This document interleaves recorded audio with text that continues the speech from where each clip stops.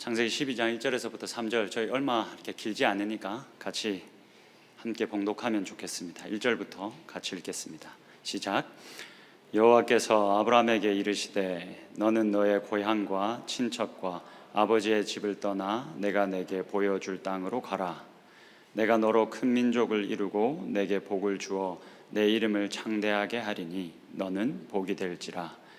너를 축복하는 자에게는 내가 복을 내리고 너를 저주하는 자에게는 내가 저주하리니 땅의 모든 족속이 너로 말미암아 복을 얻을 것이라 하신지라.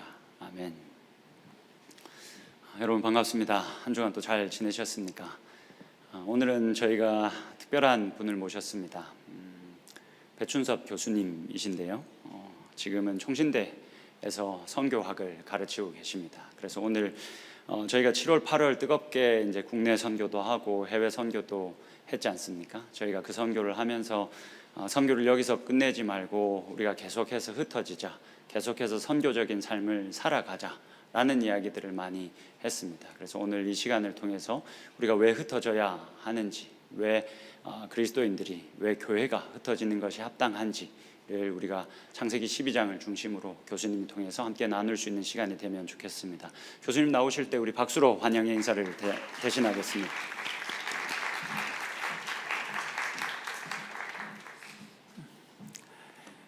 할렐루야, 반갑습니다. 네. 우리 잠깐 제가 이제 부천에서 오늘 아침에 이제 말씀을 전하고 왔거든요.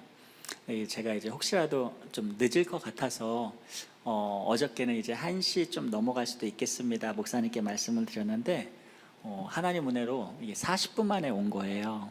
그래서 이제 우리 사랑하는 우리 목사님과 이제 잠깐 티를 마셨는데 목사님께서 그런 말씀을 하십니다.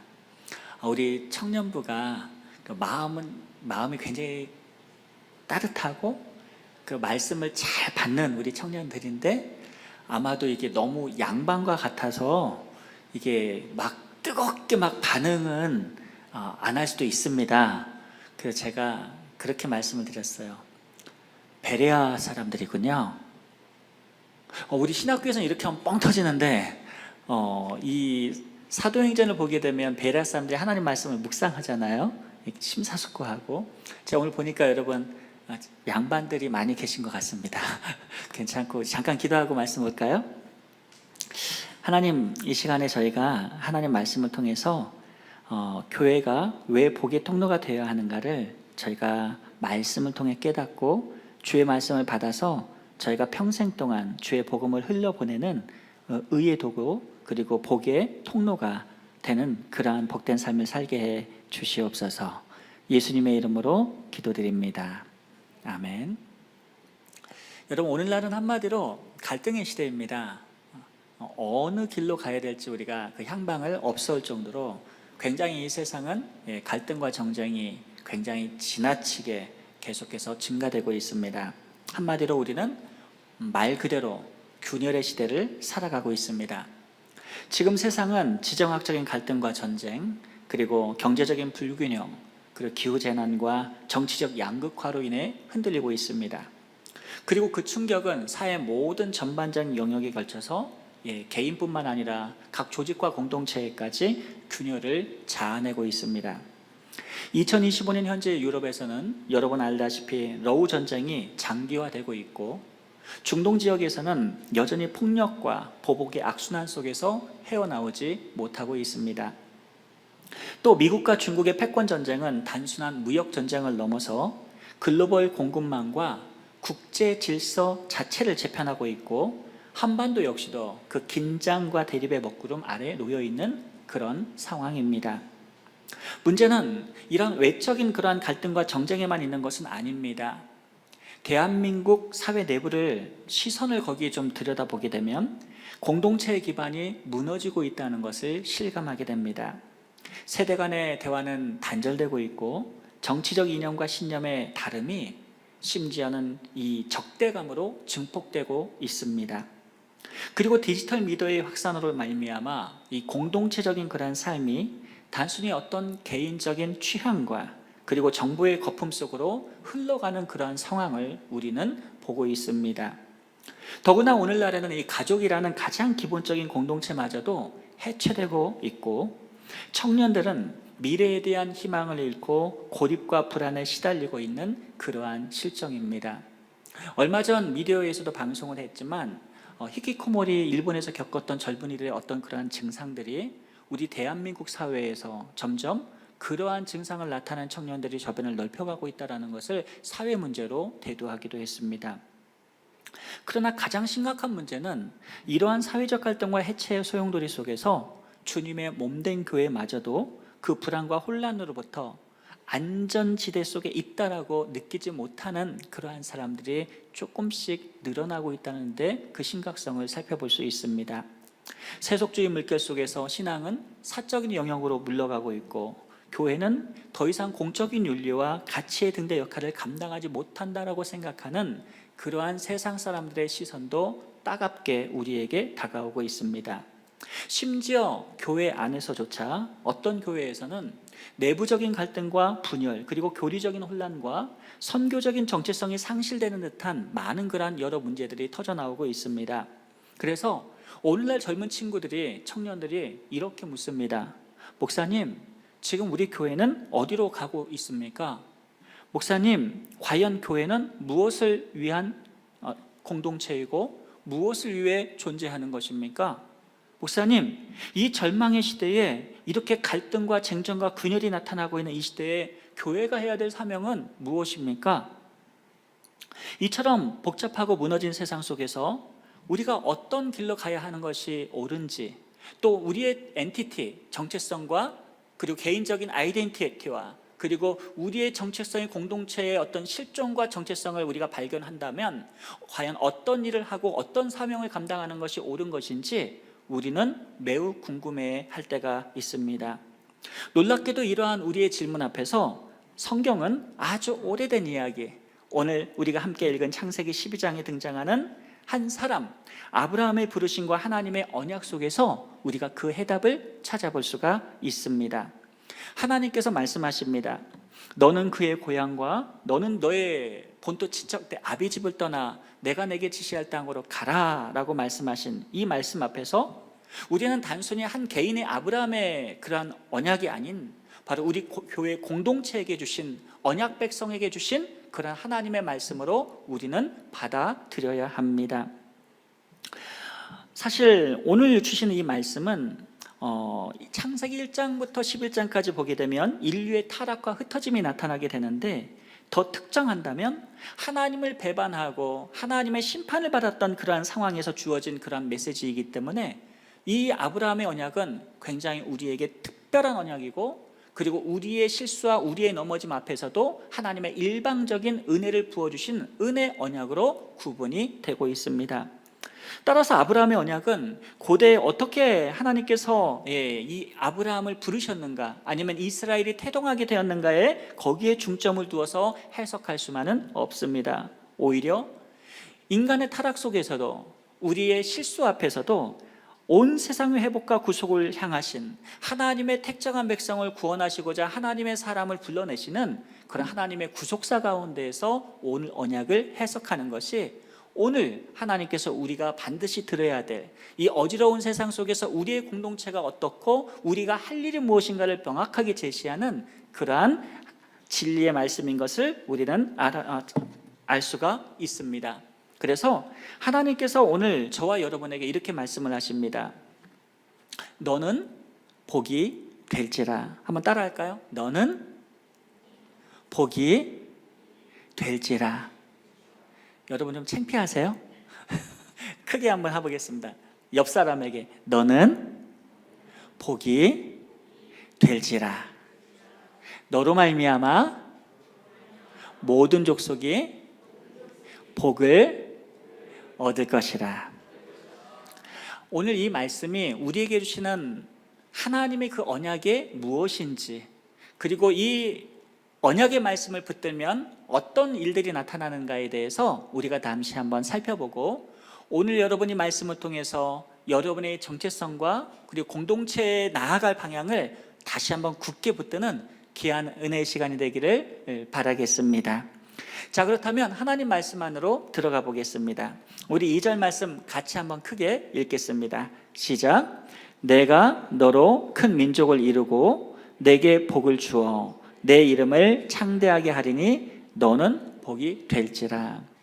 2절 말씀에 보니까 서술어 부분이 눈에 띕니다. 너는 복이 될지라. 헬라어로는 웨헤이에 브라카라고 되어 있는데 이 바라크라고 하는 그런 blessing이라는 의미, 복이라는 의미가 있습니다. 2절에서는 바로 아브라함에게 너는 복이 될지라 그렇게 하나님께서 말씀해 주셨습니다. 이것은 단순히 아브라함이 이 복을 받는 수동태적인 어떤 그러한 수혜자만을 의미하는 것은 아닙니다. 오히려 하나님께서는 2절과 3절을 통해서 이 아브라함이 바로 blessing channel, blessing agent가 될 것을, 즉 능동적으로 복을 흘려보내는 그런 의의 도구가 될 것을 하나님께서는 언약 가운데 말씀하셨습니다. 특별히 3절 말씀 같이 한번 읽겠습니다. 시작. 너를 축복하는 자에게는 내가 복을 내리고 너를 저주하는 자에게는 내가 저주하리니 땅의 모든 족속이 너로 말미암아 복을 얻을 것이라 하신지라. 그러니까 너로 말미암아 복을 얻을 것이라 하신지는 히브리어로 이렇게 기록이 되어 있습니다. 베 니플레크 베카 콜 미시 베콧 하 아다마. 성교학 교수님이 하루는 저한테 그러시더라고요. 배 교수님, 설교할 때 웬만하면 히브리어 헬라어 안 해야 됩니다. 어차피 청중이 못 알아듣거든요. 이렇게 말씀을 하십니다. 근데 제가 그럼에도 불구하고 제가 여러분에게 이 히브리어를 말씀드린 이유는 우리 국어 문법하고 히브리어 문법하고 차이가 있기 때문에 말씀을 굳이 드렸습니다. 니팔 형태의 동사를 특별히 썼습니다. 이 히브리 기자가, 성경 기자가요. 그러면서 스스로 복을 빌다라는 의미까지 두 가지 의미를 가지고 들어왔는데 특별히 베 니플레크는 이 바라크의 니팔형으로서 땅의 모든 족속이 너로 말미암아 복을 얻을 것이라고 그랬는데 여기에서 한 가지의 문법은 히브리 문법으로 수동태의 의미가 해석이 되고 또 한 가지 문법은 reflective해서 반사태 혹은 중간태 두 가지의 문법으로 해석이 가능합니다. 그러니까 첫 번째 수동태로 번역을 하게 되면 이렇게 번역이 됩니다. 너를 통해 복을 받을 것이다. 그러니까 너는 복의 통로가 될 것이라는 건데 You will be a channel. 그래야 through which 그 채널을 통해서 the blessing is given. 그리고 복이 주어지게 될 것이다. 이렇게 수동태로 인해서 복이 아브라함에게 흘러 들어가고 너는 의의 도구로 쓰임 받게 될 것이라는 첫 번째 의미가 한 가지가 주어지게 되고요. 그리고 중간태로 번역을 하게 되면 죄기형이 됩니다. 그래서 모든 족속이 너의 이름으로 복을 빌 것이다 이렇게 번역이 되는데 All nations will bless themselves by you 이렇게 됩니다. 그러니까 이 두 가지 의미를 히브리 문법을 섞어서 동시에 우리 한국식으로 해석을 하게 되면 너에게는 복이 주어지게 될 텐데 너는 그 복이 그 자리의 레저부어처럼 저수지처럼 그 복이 너에게 머무르는 것이 아니라 너는 You will be a blessing channel이 될 것이고 너는 복이 있는 자로서 복을 흘려보내는 그러한 자가 될 것이다. 그리고 그 복을 받는 모든 all nations들은 모든 열방들은 민족들은 그리고 bless themselves 스스로를 이렇게 복을 비게 될 텐데 하나님 앞에서 마치 예배하는 것처럼 그들이 하나님 앞에 복 있는 자로서 너를 통하여서 너에 의하여서 그들이 한마디로 말해서 궁극적으로 예배 공동체가 될 것이라는 놀라운 두 가지 의미가 담겨져 있는 것입니다. 때문에 이 말씀은 단순히 아브라함의 축복의 수혜자가 되는 것이 아니라 궁극적으로는 바로 하나님의 복을 흘려보내는 공급자의 스트럭처의 의미로 2절과 3절이 연결되어서 말씀하신 것을 우리가 살펴볼 수가 있습니다. 한마디로 말해서 아브라함에 하나님께서 복을 주셨고 그 복이 땅끝까지 열방까지 확장이 될 것인데 그래서 하나님께서 아브라함과 언약을 맺으셨고 일방적으로 아브라함을 찾아서 이 놀라운 언약이 주어지게 된 것입니다.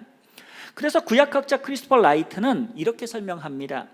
이 축복은 단순히 아브라함으로 인해 혜택을 입는 것이 아닙니다. 도리어 이 복은 아브라함을 통해서 다른 민족들도 아브라함처럼 동일한 복이 임하기를 바라고 그 복을 구하게 되는 확장적인 선교의 움직임을 암시합니다. 이렇게 기술합니다. 따라서 아브라함과 그의 후손은 축복의 정착지 정도로 오해해서는 아니 됩니다.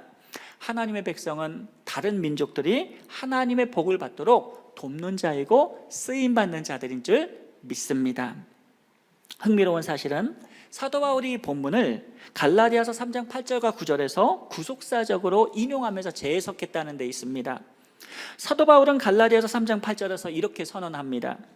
또 하나님이 이방을 믿음으로 말미암아 의로 정하실 것을 성경이 미리 알고 먼저 아브라함에게 복음을 전하되 모든 이방인이 너로 말미암아 복을 받으리라 하였느니라 그랬습니다.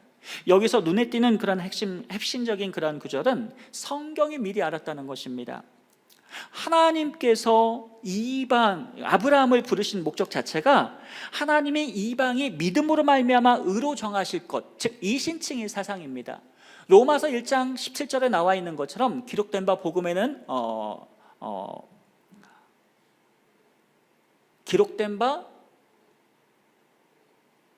하나님의 의가 나타나서 믿음에 이르게 하나니 오직 의는 믿음으로 말미암아 살리라 함과 같으니라는 그런 이신칭의 사상이 바로 오늘 3장 8절에 갈라디아 3장 8절에 성경이 그 사실을 미리 알았다라고 말하는 것입니다. 그러니까 그렇다면 이 아브라함의 언약은 이미 하나님의 구속 작정이 이 언약 안에 담겨져 있고 이제 아브라함을 통해서 이방 민족이 그 복을 받을 텐데 그 복은 그냥 주어지는 것이 아니라 믿음으로 말미암아 주어지는 의롭게 되어지는 그러한 복인 것을 성경이 이미 알았다라고 사도 바울은 제시를 하는 것입니다. 그 다음에 또 한 가지 알아야 될 것이 있는데 성경은 먼저 아브라함에게 하나님께서 복을 전하되라고 명시하지 않고 유앙겔리주마이라는 단어를 썼습니다. 복음을 전했다라는 것이죠. 창세기에서는 blessing, 바라크, 베니클레프라는 그런 단어를 써서 복을 주었다라고 명시를 했는데 오늘 사도 바울은 이것을 구속사적으로 해석을 하면서 하나님께서 아브라함에게 단순한 복을 주신 것이 아니라 한마디로 이 earthly blessing을 주신 것이 아니라 놀라운 하나님의 복음, 영원한 그런 blessing, heavenly 그런 blessing을 하나님께서 주심으로 말미암아 이 복음을 그에게 주었고 모든 이방인이 그 아브라함으로 말미암아 복을 받게 될 것이라는 것을 선교적 관점에서 분명하게 제시를 했다라는 것입니다. 자, 그러니까 창세기 12장 3절에 있는 그런 니팔 수동태를 첫 번째와 둘째가 있다면 단순하게 이 아브라함의 복을 받는다라고 이렇게 마침표로 끝낸 것이 아니라 궁극적으로 아브라함이 이 복을 받아서 온 민족이 하나님의 택한 백성이 모든 올 네이션 가운데 숨어있는 그런 누군지는 모르지만 복음을 전해보면 알 수 있는 복음에 반응하는 하나님의 사람들을 그 가운데에서 복음이 증거될 때에 구원하시고자 아브라함과 언약을 맺으셨고 그 언약을 믿는 자마다 하나님의 백성으로 쓰임 받아서 의의 도구로서 블레싱 채널로서 하나님의 그러한 귀한 사역에 동참하게 될 것이라는 것을 이 짧은 한마디에 명시를 했던 것입니다.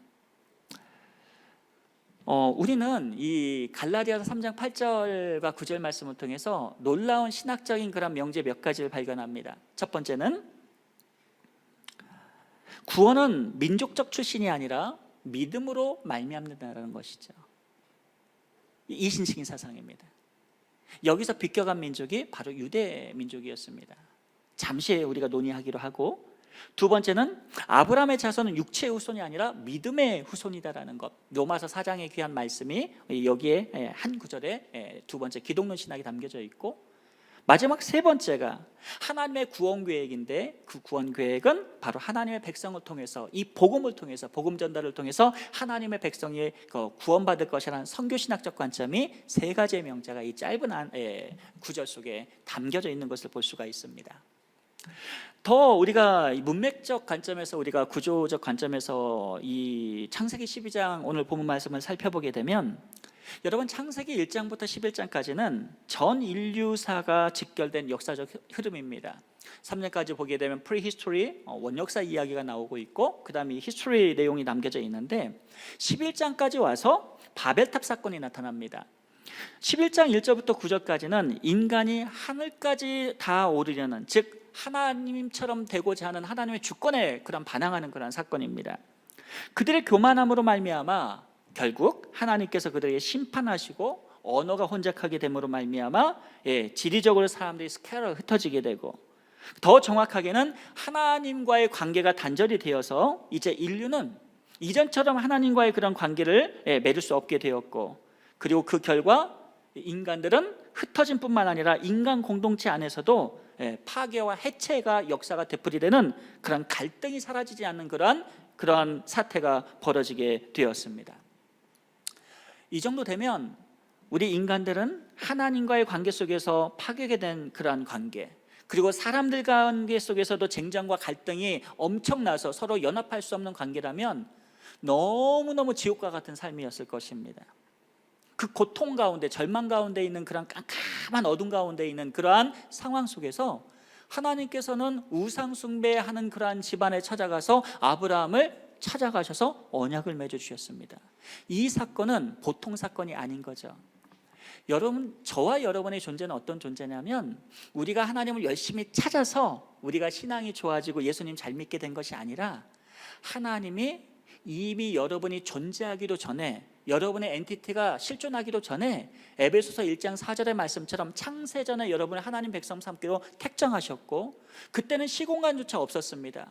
역사를 시공간의 그런 조합으로 본다면 역사가 생기기도 전에 이미 타임리스한 그런 시간이 생성되기도 그 전에 하나님께서 여러분을 택정하셨고, 그리고 여러분이 이 땅에 나왔을 때에, 우리가 죄인 되었을 때 복음이 들려질 때에 그런 하나님께서 여러분 부르시고, 택정과 부르시고 회심이 일어나서 복음에 반응하게 된 놀라운 그러한 하나님의 은총과 사랑을 덧입은 자들이 바로 저와 여러분의 엔티티라는 겁니다.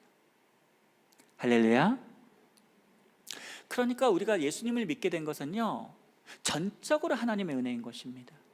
아브라함이 언제 하나님 믿겠다고 했고, 아브라함이 언제 하나님을 믿음으로 말미암아 하나님 나에게 좀 은혜, 언약 맺어주시고 은혜 주시고 이런 말 하지 않았습니다. 그저 우상 숭배하는 그러한 집안에서, 우상 만드는 집안에서 그냥 자기 할 일을 했을 뿐입니다. 그런데 하나님께서 아브라함을 찾아오셨어요. 깜깜한 절망 가운데 있는 그러한 상황 가운데에서, 그리고 일방적으로 은혜를 주셔서 일방적인 은혜 언약을 맺어주셨습니다. 하나님께서 내가 너한테 뭐 해줄게 라는 것이 히브리어로 보게 되면 7번이 강조가 됩니다. 그냥 아브라함이 뭔가 해달라고 해서 해준 것이 아니라, 그냥 가만히 있는 아브라함이 찾아오셔서 너는 복이 될 것이고 너 모든 민족이 너를 통해서 복을 얻을 것이다. 하나님께서 일방적으로 아브라함에게 그냥 이끌어 가시는 그 은혜가 바로 예수 믿는 저와 여러분에게 주신 그 은혜라는 것을 우리는 믿고 감사해야 합니다. 그렇다면 이것이 우리 교회에게 주는 그러한 시사점은 무엇이겠습니까? 왜 오늘 우리가 읽은 본문이 우리의 신앙생활에 있어서 중요합니까? 3가지의 시사점을 제가 여러분에게 도전적으로 제시를 합니다. 첫째는, 유대인과 같은 선민의식과 배타성을 우리는 예수님 믿으면서 가져서는 아니 됩니다. 쉽게 말하면 하나님을 섬기는 이 신앙이, 예수님을 사랑하고 예수님을 믿는 이 신앙이 에고센트릭하거나 내 자아중심적으로 내가 주도권을 잡고 하나님을 섬기거나, 아니면 에스트로센트릭하게 돼서 민족주의적인 그런 의식을 가지고 사람들의 어떤 공동체성에 가지고 우리가 하나님을 섬기는 것이 아니라, 우리가 예수 믿는 가장 기본적인 시면의 가장 기본적인 그러한 베이스는 하나님께서 나를 사랑하시고, 하나님께서 나를 은혜로 붙들어 주시고, 하나님께서 나를 택정하시고 내게 언약을 맺으셨던 하나님 중심적으로 신앙이 잡혀야 그것이 예수님 잘 섬기는 것입니다. 만약 우리가 우리 자신에게 초점이 맞춰져 있다면, 하나님께서 우리를 택하신 이유는 결코 우리의 특권의식을 위해서가 아닙니다. 이 말은 쉽게 말하면 이런 거죠. 만약 이 아브라함의 이 복이 흘러가는 복의 통로의 역할이 아니라 레저부아처럼 저수지와 같은 그런 복을 받기 위해서 우리가 예수 믿는다면, 그러면 아주 심각한 문제가 발생하게 됩니다. 어떤 분은 예수님 믿는 목적이 복 받기 위해서 예수 믿는 사람이 있다라고 합니다. 너무너무 위험하다고 생각합니다. 여러분은 복 받기 위해서 예수 믿는 거 아닙니다. 여러분은 이미 모든 복을 다 받으신 분들입니다. 할렐루야. 왜 복을 하나도 안 받으신 것 같은 표정이 갖고 계신 분도 보이는 것 같은데 왜 그러냐? 이 땅에 있는 복은요, 엄격히 말해서 다 사라지는 복입니다. 이 땅에 있는 것들이 존재한다고 해도 우리의 생애가 100년 정도 지나면 다 하늘나라로 가게 되어 있습니다. 첫 번째, 종말론에 의하면, 성경의 기록에 의하면 모든 우주 만물은 애니힐레이션, 소멸로 가게 되어 있습니다. 그 우주 만물이 소멸로 가는 그 중간에 우리의 인생들이 더 먼저 주님을 더 빨리 만나겠죠, 개인적으로. 근데 여러분 잘 생각해 보세요. 여러분 20대라서 지금은 여러분이 청년의 시기이기 때문에 굉장히 건강하고, 그리고 여러분이 진취적이고 계획한 대로 모든 걸 다 열심히 다 성취할 수 있는 나이라고 저는 생각을 합니다.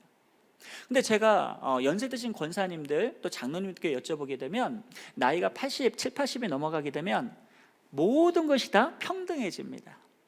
지식도 평등해지고, 그리고 입맛도, 제가 지금 에이스 침대에서 잠을 자거든요. 20대부터 에이스를 사용했습니다. 근데 20대에서는 땅바닥에서 잠을 자도 개운하고, 조금만 잠을 자도 피곤이 확 풀려요. 우리 우 목사님 전 처음에 뵙고 20대인 줄 알았어요. 근데 40대라고 해가지고 와, 여기는 섭리를 역행하는 공동체구나 라고 생각할 정도로 좀 놀랐는데, 우리 여러분도 보니까 굉장히 점잖으십니다. 청년분들. Anyway, 80세가 되면 에이스에서 주무셔도 불편하고, 아무리 맛있는 음식을 먹어도 입맛이 떨어지는 게 일반적입니다.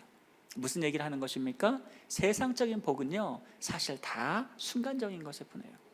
그것이 사라지지 않는다고 해도 우리의 감정이 사라지게 됩니다. 처음에 서울대 딱 붙었습니다. 영고대 딱 붙었습니다. 우와, 목사님, 저 하나님께서 이렇게 좋은 대학 붙게 해주셨습니다. 딱 그때뿐이에요. 지나가는 것들입니다. 그러나 하나님께서 아브라함에게 주셨던 복은 이 땅에 있는 지나가는 그러한 순간적인 복이 아니었습니다. 영원토록 사라지지 않는 그런 하나님 나라의 그런 복이었고, 그 복을 사도 바울은 바로 복음, 유앙겔존마이다 이렇게 했습니다. 영생을 주시고 영원토록 하나님 소멸되지 않고 영광 중에 하나님 백성이 되는 그 놀라운 복이 바로 아브라함이 받은 복이었고, 그리고 그 복을 흘려보내는 존재가 바로 chosen people인 저와 여러분 하나님의 백성인 것입니다. 근데 유대인들은 그러지가 않았습니다. 유대인들은 이 복을 굉장히 자기 민족 중심적으로 받았습니다. 그때부터 문제가 심각해졌습니다. 하나님께 영광을 올려드려야 될 하나님의 은혜로 구원받은 그 복음인데, 이들은 자신들이 받은, 하나님이 받은 복, 아브라함의 복을 아주 얼슬리한 것으로, 민족주의적인 것으로 받았기 때문에 선민의식, 특권의식을 갖게 되었습니다. 그가 어떤 문제가 생겼습니까? 이제 사람들을 율법 조항을 더 강화시켜서 사람들을 판단하고 비판하고, 그리고 사람들 위에 서게 되는, 그래서 이 사도 바울은 로마서 1장에서 이러한 유대인의 특권의식을 가리켜서 이렇게 말합니다. 구원론과 연결시켜서 말합니다. 여러분 알다시피 로마서는 1장부터 16장까지 있는데 11장까지가 교리를 의미하고 다루고 있고, 12장부터 16장까지는 실천적인 편입니다. 근데 1장 가장 중요한 서원에서 뭐라고 말하는 거니? 너희는 썩어지지 아니하는 하나님의 영광을 썩어질 금수와 버러지 형상 모양으로 바꾸었느니라 이러면서 유대인들이 갖고 있는 그 특권의식 엄청 크리티사이즈 합니다. 뭐죠? 하나님의 은혜, 썩어지지 않은 이 복음을, 이 은혜를, 아브라함의 언약을 너희는 유대 민족이라는 특권의식으로 바꿔서 그런 하나님의 영광을 썩어질 것으로 바꾸는 우상 숭배를 하는 그러한 자들이다, 이렇게 말했던 것입니다. 월터 카이저 주니어는 그래서 이 부분을 이렇게 말합니다. 창세기 12장 3절은 구약 전체에서 선교의 중심축이며 하나님의 마음은 언제나 이스라엘 통해서 모든 족속에게 복을 주시는 데 있었습니다. 무슨 이야기입니까? 우리가 신앙생활할 때 여러분 지금 하시는 것처럼 선교적인 마음을 갖고, 우리의 존재론적으로는 예배 공동체이지만, 그리고 이 사역적 본질로서는 우리는 선교 공동체입니다.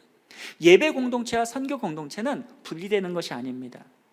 선교는 행위가 아니라 사역으로 이해해서는 아니 되고, 하나님의 구속 사역에 동참하는 것으로서 바로 우리의 엔티티, 실존 그 자체로 우리가 받아들여야 됩니다.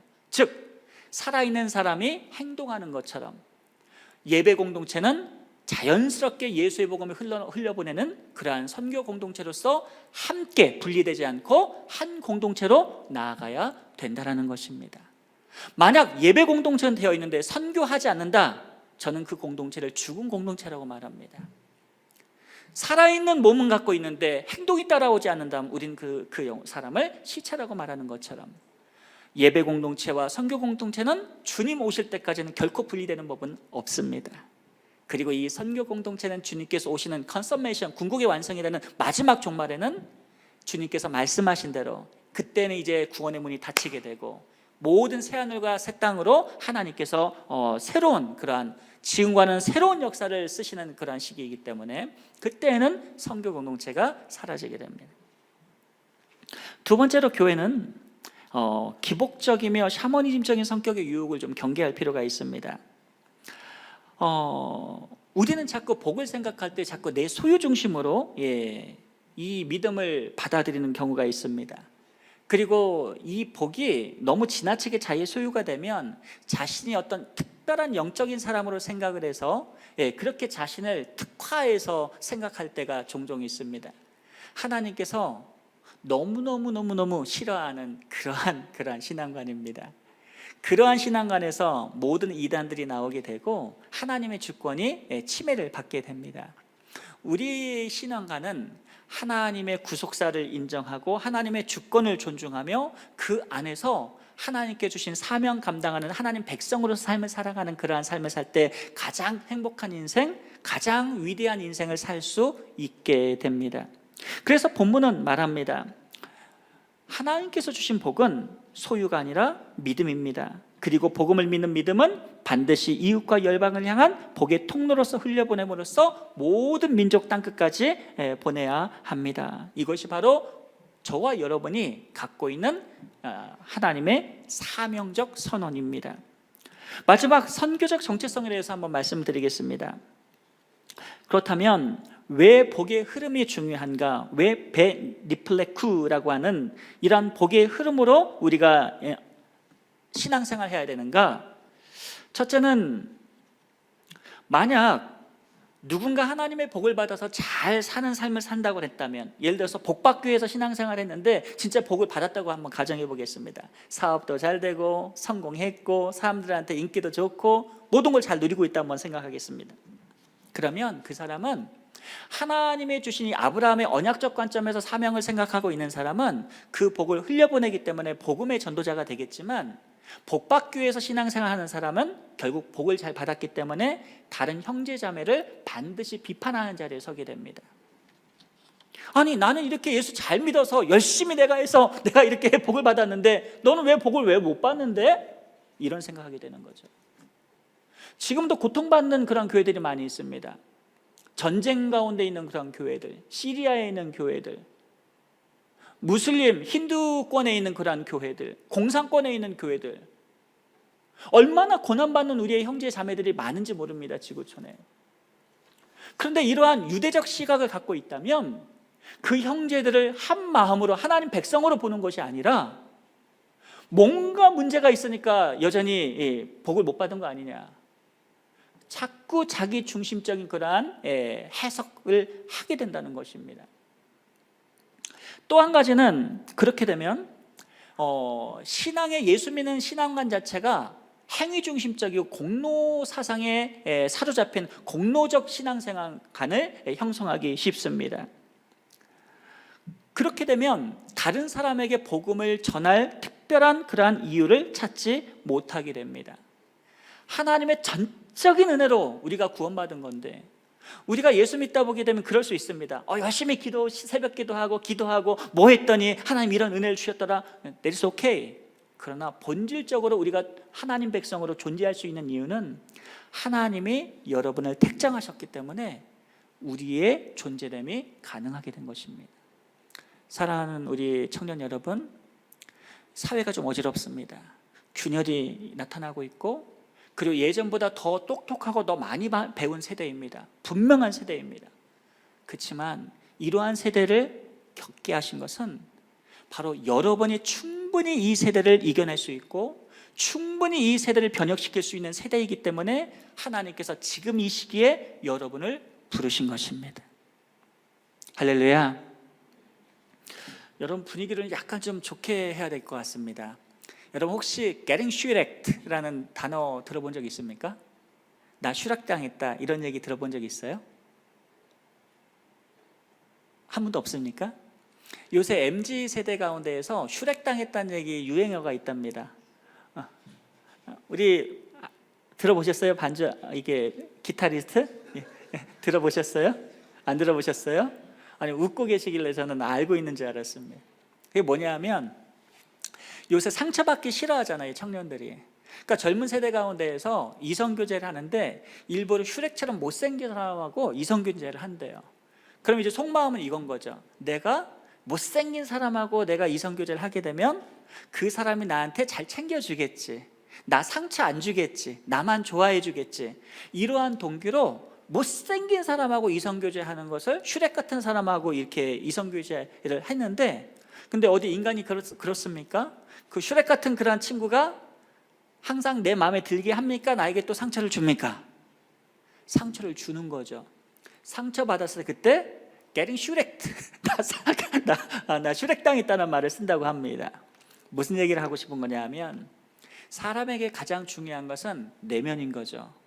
하나님께서 사람을 외모로 취하지 아니하시는 것처럼 우리의 외모를 가지고는 사실은 하나님의 일을 할 수가 없습니다. 눈에 보여지는 것에 불과하는 것이고, 그래서 신앙을 우리가 가질 때 가장 중요한 것은 뭐냐면 하나님의 존재의식과 하나님의 주권의식, 그 가운데서 우리의 공동체성을 발견하고 존재성과 그 다음에 우리의 사명을 펼쳐나가야 된다는 것을 저는 여러분에게 말씀드리고 싶습니다.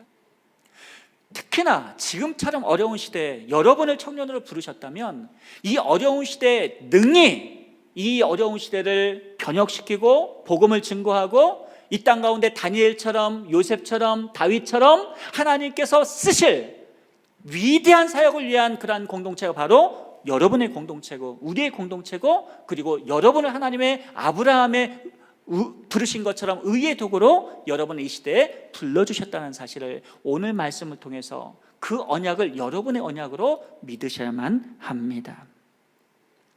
사랑하는 우리 청년 여러분, 사도 바울이 창세기 12장을 복이라고 명시하지 않고 복음이라고 정의한 이유는 너무나도 분명합니다. 그는 히브리의 문법적인 해석을 뛰어넘어서 하나님의 구속사를 중심으로 바로 창세기 12장 1절부터 3절을 선교적으로 해석을 했습니다. 그래서 바울은 복의 통로로 쓰임받는 자들이 곧 진정한 교회다라고 증거한 것입니다. 이에 대한 우리의 답변은, 우리의 질문은 이것입니다. 나는 복을 받는 것에 만족하는 사람인가? 아니면 복을 흘려보내기를 원하는 사람인가? 우리 교회는 축복의 레저부어 저수지가 될 것인가? 아니면 복음을 증거하는 선교적 강줄기가 될 것인가?